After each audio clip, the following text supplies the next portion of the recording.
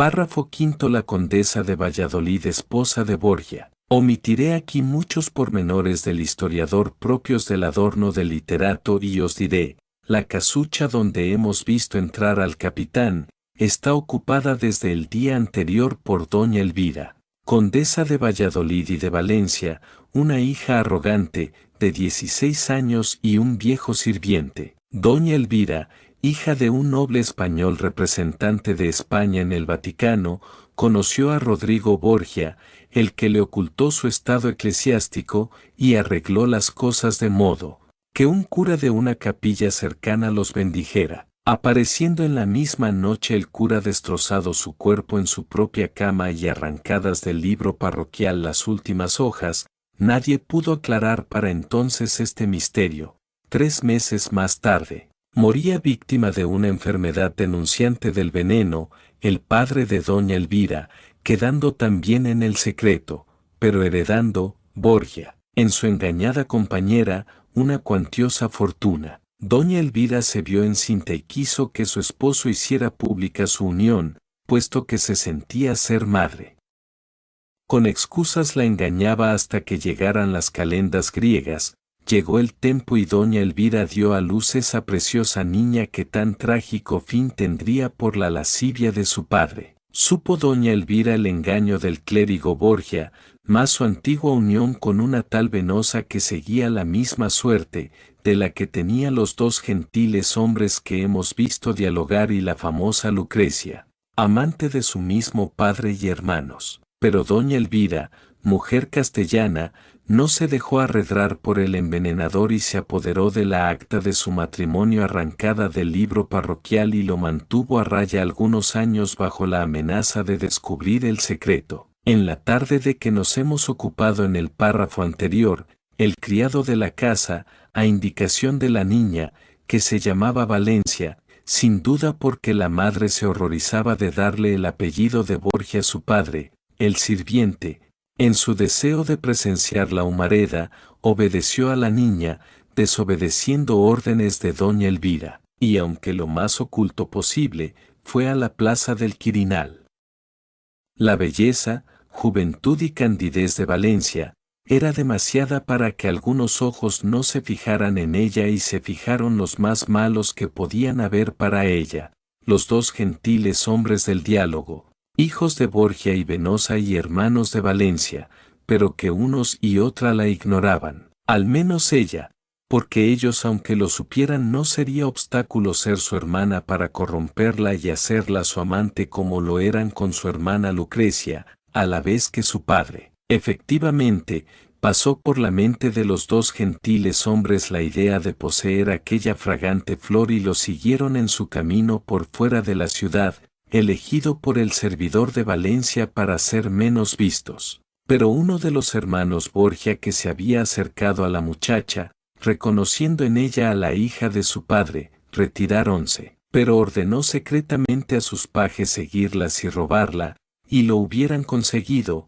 lo que el capitán Juanucho, que así le llamaban, que tenía a los Borgias entre ceja y se le paraban en la garganta sin poderlos pasar, lo seguía de cerca siempre, para frustrarles muchas de sus maldades. Así que cuando los pajes entendieron qué punto del camino les era a propósito, les salieron al frente y trataron de robar a la cándida niña. El capitán llegó con la celeridad del rayo y blandiendo su acero, acometió sin reparar en el número de sus contrarios y dejó tendido de una estocada al que había puesto manos en la niña, poniendo en fuga a los demás. Acompañó a Valencia a su casa que le ofreció para poderle recibir cuando pasaran aquellas anormalidades. Mas Juanucho ignoraba toda la historia, y si le vemos llamar a una hora intempestiva, es porque habiéndose batido pocas horas antes con los servidores de los Borgias para libertar a la niña, quería advertir a la madre del peligro, porque momentos antes era proclamado pontífice el padre de aquellos libertinos, que era su maestro en libertinaje y maldades. Oigamos ahora lo que pasa dentro de aquella casa. Después de muchas vacilaciones, vio que era el capitán y le fue abierta la puerta. Él era el único que sabía su domicilio, pero no sabía que vivieran escondidas, como también ignoraba la causa, así es que, a doña Elvira, aquello, la tenía de mal humor porque no sabía quién era el capitán y creía que sería uno de tantos soldados aprovechadores y constituía un grave peligro, pero se engañó esta vez. Soldado y todo, Juanucho se vio cortado en cuanto estuvo en presencia de las dos señoras, porque veía en Valencia un símbolo de pureza y en la madre la dignidad de la madre que sabe serlo y la altivez de la castellana y condesa por añadidura. Pero dijo secamente el propósito de su visita y comprendió que había hecho bien por la exclamación y estupefacción de las dos mujeres, pero doña Elvira, reponiéndose pronto, hizo como que no le importaba, y Juanucho se vio obligado a decir: «Duéleme, señora, haber venido en momento tan inoportuno, pero nosotros los soldados no disponemos de mucho tiempo libre, ni en las horas de visitas». «No he de repetiros», contestó fríamente la condesa, «cuán satisfecha estoy de que se halle ahora en mi casa persona a quien me obliga caballerosamente, pero no por ello debo dejar de advertiros que efectivamente, no es esta la hora más a propósito para visitas». Luego, tomando una bolsa llena de oro en tanto que acompañaba al capitán hacia la puerta, dijo ofreciéndosela: «No intento pagar el servicio que me prestasteis, pues pertenece al género de aquellos que con nada del mundo se paga, mas os lo doy solamente, para que no divulguéis la buena acción que habéis realizado, señora». Contestóle altivamente el capitán dando un paso atrás: «No he venido a eso. En cuanto al secreto, debe bastaros mi palabra de honor, y vive Dios, que jamás falto a ella. Si pretendéis, por medio del oro, privaros de las visitas de un inoportuno, no es menester tanto. Bástame la intención y podéis estar segura que desde hoy el capitán Juanucho no volverá jamás a pisar los umbrales de esta casa». Al oírle expresar de esta suerte, Valencia imaginóse en aquel soldado un héroe legendario de nobleza no confundible con la clase de soldados que en aquella época llenaban la Italia. Fue un relámpago aquel pensamiento y, mitad confusa, mitad deseosa de trocar todo disgusto en armonía y amistad, quiso entrometerse en el diálogo y rogar al capitán que no recibiese como insulto lo que su madre creía recompensa al servicio prestado. Doña Elvira, empero, seguía en su rudeza e interrumpió a la hija. «Ya sabe», dijo, «qué cosa es un soldado. La posición falsa de dos mujeres perseguidas y obligadas a ocultarse vale mucho para él, más que el oro. Mas un hombre de honor como os preciáis de ser, no debe abusar de la imprudencia de una chiquilla y de un viejo chocho». El capitán, enrojecido, enojado como si se le hubiera dirigido el mayor insulto, palideció hasta quedar su cara blanca completamente y encarándose con la dama exclamó: «No dejaré insultarme más, señora. Si en vez de mujer hubierais sido hombre, acero en mano os pediría cuentas de estas palabras. No podía esperar de vos semejante acogida. Debo advertiros, no obstante vuestra conducta, que viváis prevenidas, vuestros perseguidores son poderosos, y si un día u otro necesitáis mi auxilio, os acordéis de mí, que no será tardío mi brazo en socorreros. Y cuando esto ocurra, vos misma me vindicaréis. Sabed, señoras, que hoy como ayer y siempre, mi espada está a vuestras órdenes». Y dicho esto, hizo una ligera inclinación y dirigióse hacia la puerta. Iba a salir ya, cuando rompiendo el glacial silencio que siguió a las anteriores palabras, Valencia dijo: «Capitán, deteneos un momento». Doña Elvira, ante la contestación del soldado, quedó estupefacta. Presumió que su poca experiencia la había engañado probablemente, haciéndole creer que todos los hombres habían nacido a imagen de Rodrigo Borgia.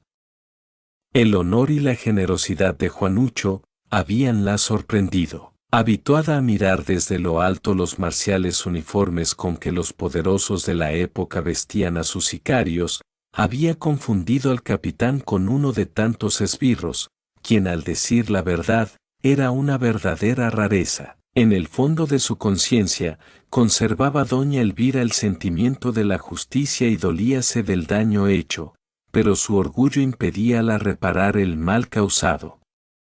Por su gusto, de otro modo procediera, pero a su juicio, retirar una sola de sus palabras dichas a un soldado, fuera igual a perder el decoro. Si el capitán hubiese podido penetrar en su ánimo, se hubiera dado cuenta del cambio de opinión que en la hermosa dama se operó, pero darlo a entender, equivalía para ella a la deshonra. Valencia sentía en parte los prejuicios de la época y de su madre, pero no tenía tantas razones para desconfiar de los hombres. Además, parecíale excesiva la dureza de tratar así a un hombre a quien debía la salvación en un trance que su instinto le hacía adivinar peligrosísimo. A su edad y habiendo vivido siempre encerrada entre las cuatro paredes de su casa, no podía precisar qué cosa entendía por honor, pero su espíritu femenino, sagaz por propia naturaleza, hacíale conocer involuntariamente la verdad.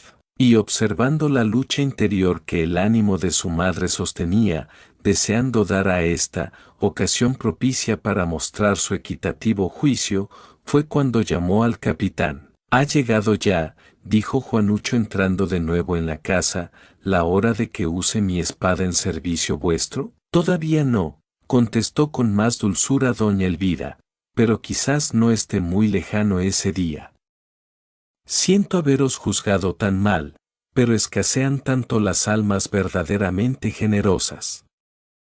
Permitidme, capitán, que os presente mis excusas. Fue una equivocación». «Basta, señora», contestó Juanucho, haciéndose cargo de la turbación de la dama. «No permitiré jamás que una dama se humille ante mí. Lo doy todo por olvidado y para daros una prueba permitidme una palabra. Decid, he sabido que los atacantes de vuestra hija son sicarios de los Borgias. Con tales enemigos, es inútil esperar salvación, no tenéis más que un remedio. La fuga. En Roma, ellos son omnipotentes, pues ya os anuncié que esta tarde fue proclamado pontífice el cardenal Rodrigo Borgia». Palideció hasta el extremo doña Elvira y como fuera de sí repetía: «Pontífice, él, yo, que tengo una prueba de...». «Dispensad, capitán, pero me he impresionado mucho y hoy no tratéis de inquirir la causa». Y se desvaneció. Pronto recobró el sentido y dijo: «No es nada, es un vaído, todo ha pasado». «Pero está seguro, capitán, ¿de qué será papa y cómo lo habéis sabido, señora?» «Papa lo es. Lo oí con mis oídos proclamar por el maestro de ceremonias ante el pueblo en la plaza del Quirinal, y esta fue la causa de apresurarme a venir a preveniros, porque sabía que los que batí poco antes eran sicarios del proclamado papa. He aquí lo que son los hombres, y pensar que yo tengo en mis manos la prueba de... por candad, capitán, no hagáis caso de las expresiones que salgan de mis labios. Estoy en estos momentos tan angustiada. En su caso, señora, estimaría ponerme en salvo». «¿Y dónde?» «¿En Toscana? Allí están los Médicis, peores quizá». «¿En Nápoles?» «Allí están los aragoneses, no de mejor clase por desventura». «¿En Francia?» «Su rey es cristianísimo». «¿En España?» «Su rey menos malo, pero al fin es católico, y con todos esos tiranos están íntimamente ligados los Borgias». «Quizá en Venecia», indicó el capitán. «No. No quiero huir, quiero verle humillado a mis plantas. Quiero venganza y no partiré sin haberla realizado, como lo exige mi honor castellano». Nada de esto entendía el capitán Juanucho y decía en sus adentros: «Si lo hubiera prevenido, no entro en este lío, pero ya estoy adentro, y un soldado pundonoroso jamás retrocede. Y por otra parte, Valencia seguía allí contemplándole fijamente con sus ojos, y aun cuando en aquel diálogo no había abierto la boca, daba visibles muestras del interés con que seguía y predisponía en favor de su madre el corazón del noble capitán. La hermosa niña admiraba la lealtad y la generosidad de Juanucho. No es simplemente soldado ese capitán, decía para sí. Ese capitán es de fijo un gentil hombre y, a tan magnífico carácter, unía Juanucho una figura gallarda y eran sus movimientos y sus acciones naturalmente elegantes, de suerte que en su imaginación juvenil, la niña no podía soñar mejor y más cumplido tipo varonil. Después de una breve pausa, continuó el capitán, sean cuales fueren vuestros proyectos, divido con vos el odio que profesáis a los Borgias, y ofreciéndoos mi brazo, no hago más que seguir mi impulso al que no acierto sustraerme. Servíos de mí como de una máquina, desde este instante os pertenezco entero. Acepto la oferta, contestó doña Elvira, y desde hoy comenzaré a servirme de ella. Perfectamente.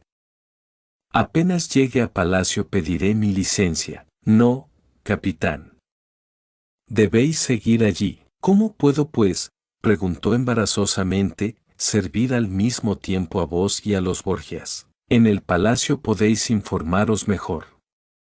Por otra parte, no os reconozco el derecho de hacerme observaciones acerca de lo que os diga. Acepté vuestros servicios, pero no he renunciado a la prerrogativa de dirigirlos. Vos debéis continuar como si nada hubiese ocurrido, y aún más, debéis procuraros la estimación del nuevo señor. Os obedeceré ciegamente, mas a todo evento y para que vos no receléis de mí, sabed, señora, que soy hijo del general Sanseverino. Con esta respuesta quería el capitán dar a entender a doña Elvira que, siendo hombre de honor y de nacimiento ilustre, no creía lícito hacer traición a quien le pagaba desde aquel día. El nuevo pontífice era su señor. ¿Vos? Exclamó doña Elvira, que no acertó a comprender la intención de aquella confidencia, no desmiente vuestro porte tal origen, ciertamente debo hacer justicia, ya lo decía yo. Exclamó para sí Valencia, satisfechísima de aquel descubrimiento, que para ella era un hecho ya previsto. El capitán, mientras tanto, recapacitando mejor sobre el asunto, pactó varias razones que devolvieron la tranquilidad a su conciencia de soldado. Pero hijo natural, señora, añadió con humildad, faltaría a mi franqueza militar si callara esta circunstancia. ¿Y qué importa? ¿No están poblados de hijos naturales las primeras casas de Roma?, contestó doña Elvira. Y al decir esta última frase notó Juanucho que de los labios de la condesa pugnaba por salir otra revelación, muerta también antes de escapar. Esperemos a ver, pero con toda clase de precauciones.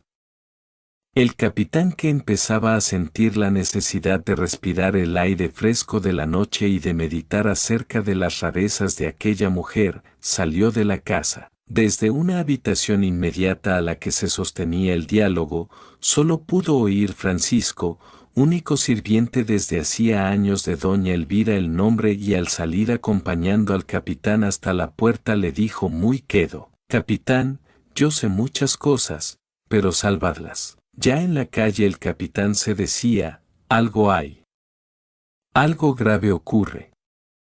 Y yo, que soy el comprometido, debo tener mucha prudencia». Apenas había abandonado la casa el capitán, Valencia, que sentía una viva curiosidad, corrió a su madre y le preguntó: «¿Qué quiere decir hijo natural?». El lector puede imaginarse la contestación embarullada de doña Elvira, como haría cualquier madre que se encontrase en aquellas circunstancias. Tal sería la explicación que Valencia dijo que nada comprendía, pero doña Elvira, que no tenía ganas de seguir la conversación, le dijo: «Son cosas que no te corresponden saber, cuando llegue la hora a propósito, ya las conocerás». Esta frialdad de su madre decidió a Valencia a retirarse y acostarse, pero en vano trató de conciliar el sueño, el capitán, las conversaciones, el hijo natural, todo le preocupaba. Mientras Juanucho llegaba al Vaticano se decía, yo sirvo a quien me paga y tengo el derecho de escoger el estipendio mejor. Entre el dinero del Papa y una niña como Valencia, es natural que prefiera la última. Así, puedo seguir en palacio y aún ser traidor del Papa, sin que esto constituya una vergüenza, puesto que Borgia es un canalla. El razonamiento no era muy lógico, pero hay que aceptar los hombres como son y no a medida del gusto. En aquel tiempo se hubiera denominado flor de la lógica, lo que San Severino revelaba y aún hubieran ponderado la sagacidad y honradez que en su discurso mostraba. Valencia, para él, era ya algo más que una niña bonita, su recuerdo llenaba la mente del apuesto capitán.